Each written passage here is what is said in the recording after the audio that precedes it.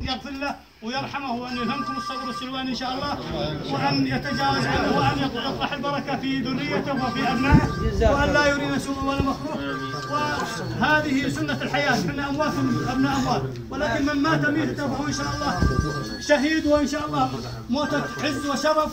ودائما احنا نقدم أنفسنا فداء للوطن وللدين والملك، ونسأل الله سبحانه وتعالى أن يعيننا على تأدية الواجب والمهام، وأن يحفظ هذه البلاد وشعبها من كل سوء ومكروه ومن شر الحاسدين والحاقدين. آمين. والختام نسأل الله لنا جميعا التوفيق. الله يجزاكم خير. الله يجزاكم خير. والسلام على رسول الله.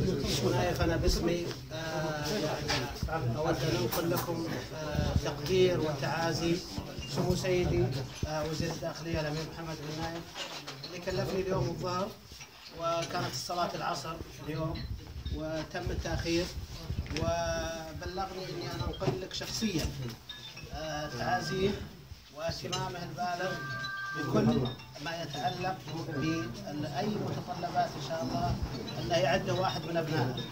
وتعرف الأمير محمد يعني الله يحفظه وإياكم السامعين، خاصة يعني رجال الأمن دائما في قلبه، دائما في حق اهتمامه وعنايته.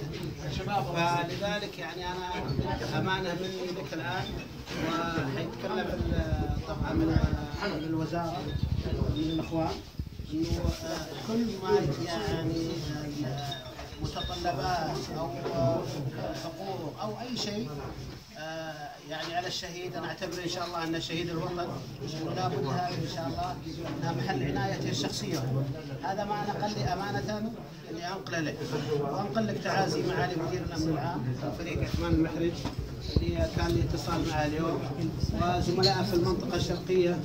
وأنا ما أعد إلا واحد من عيالي حقيقة، والحمد لله على قضاء الله وقدره، ولكنني أرجو من الله العلي القدير أن يخلف عليك صلاح أخوانه، وأن يثبتنا وإياه بالقول الثابت. الآن ندعو له بالثبات، هذا شيء ثاني، والأهم من هذا أن نحلله ويبيحه.